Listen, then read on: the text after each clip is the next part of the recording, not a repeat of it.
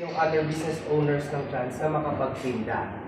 Okay? And then, meron tayong Sama Tribe.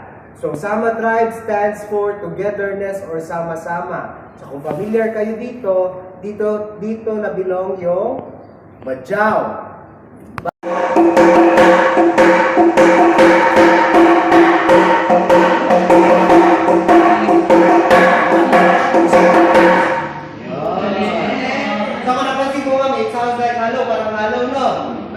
This is 2, 3, go!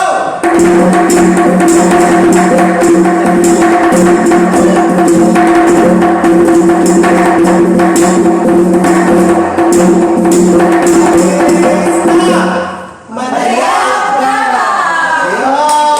Pag gamonyan yung babae, meaning gusto niya yung lalaki. Pero pag tumalikod yung babae, choosy lang siya. Ayaw niya lang. Yan. Tapos ito, this is the palinda. So ito yung float nila na sa ginagamit nila ito during sadness. So kung may calamity, may nawala, dito sila magtutugtog. Yun. Kasi ito naman, sige, dami nang nakatry nito. Okay, tapos ito naman, this is agong or gong, no? Pero dito yung gong sa showtime, na pagpangit yung boses mo, magugong ka. So sa kanila naman gamit ito ng lumans during like for parang sign ba or alert, no? For example, may darating na calamity, magbabag sila ng isa, may kakasal, 2, may namatay, 3. So every bang, alam na nila yon, may meaning sa kanila. Pagkakain. Tawagan na po sila. Yan, okay? Tapos, dito na naman tayo. So, this is the Little Tokyo here in Davao. So, nung unang panahon, yung Davao City na colonized ng mga Japanese, gumawa sila dito ng Little Tokyo. So, ito yung mukha niya. So, this is located at Magsaysay Park o Santa Ana Wharf. No? By the way, kung gusto nyo makita yung mga bahay ng first people, andun sa Magsaysay Park. So, pwede kayo punta doon. Tapos doon, may mga bahay, so pwede kayo pumasok sa bahay. May mga damit sila, pwede nyo din suotin. Yun, para makatry kayo. Totoo. Tapos, yung rinuproduce sila before, is this one. So, this is a abaka, yes sir. So, ito yun. Okay? And then, ito naman, this is a tale of a Japanese bomb, totoong bomba, during the World War II, here in Davao City. And the unit ng US during also the World War II. So, this is a Springfield rifle. Okay? And then, this is a manual typewriter. Ayun. Okay, tapos ito naman po, this is a 2-person crosscut saw. So before they do the manual thing, ganito. Ito yung tinatawag nila na sayo, sa akin, yun sir. Sa Bisaya naman, sa imo, sa ako. And then this is a abacus or a Chinese calculator, but I don't know how to use this one now. So yun, sakit na lang ako. So may pahula ko tayo dito, ma'am sir. Try niyo po ulahan kung ano ito. Try lang. Yes, sir. Wrong. Sige, mahula ko pa, sir. Wrong. Wrong. Correct. So, this is a foot-operated stapler. Dahil naaman mo, ma'am, may libreng durian ka. Pero ikaw na yung mag-catch. I-catch mo na. Joke lang. So, ito naman, this is also abaka, pero coral-inspired lang. So, nilagyan nila ng color, nilagyan nila ng spring, so ito na siya. So, abaka pa rin, yun. Okay, so what I mentioned earlier, dito na tayo, sir. So, what I mentioned earlier is that yung Lumans or indigenous people, wala silang religion, pero naniniwala sila sa paniniwala, no? So, isa to sa pinaniniwalaan nila. This is Nibuyan, she is a mother of fertility, kaya marami siyang breast kasi nag-feed daw siya ng babies. O nagpapadedeng, no? So ito yung pinaniniwalaan nila na pag yung babae daw hindi makaproduce ng baby, i-touch niya lang daw si Nibuyan. I-touch na. Pero baka magkamali daw ng touch, baka madagdagan. Okay? Pwede mo mag-touch, ma'am. Touch ka na. Wala mawawala. Okay. Touch by Ito touch. naman, this is Rosa Munda. So Rosa Munda is the founder and the dean of the UC, so that's the Women's College here in Davao. She's also the president. And the dean as well, the PWU or Philippine Women's University in Manila.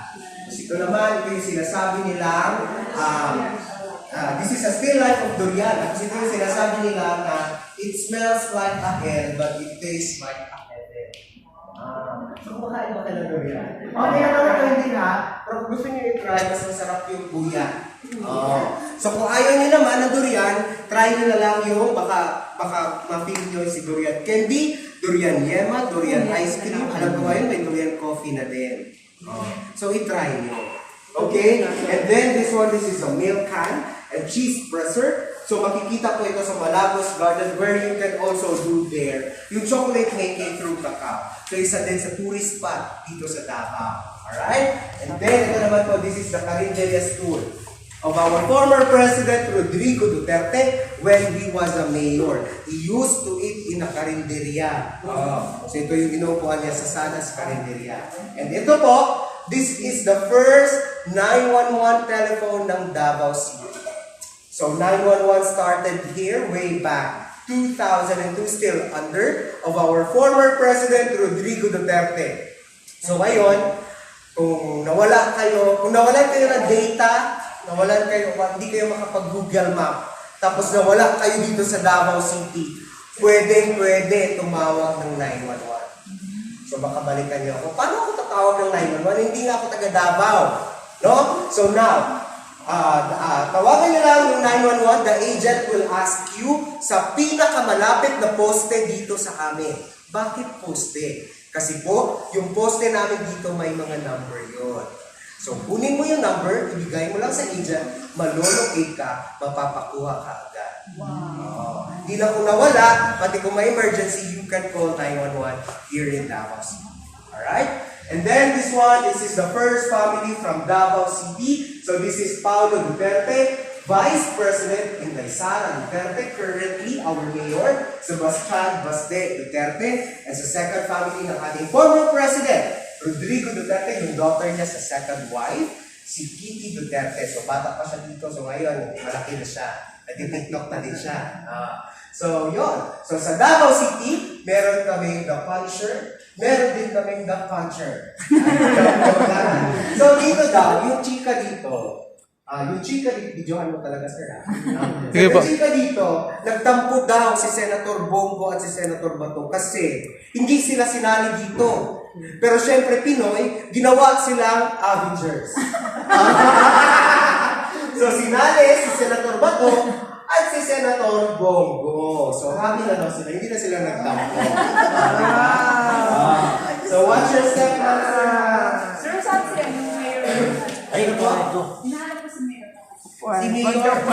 Ngayon? Ito po. Hindi nga asan siya dito sa set. Sa people. Ito lang. Kasi tawagan mo na natin sa Display lang. ano to? Ito po. Yes, sir. Saan ba yun? Ito. Collage. Ito. Yan. Okay, so what's your step po? Okay. Kasali si mama mo yung last natin. Okay. So ito yung highlight ng aming museum. So this is what we call the Tri-People Painting.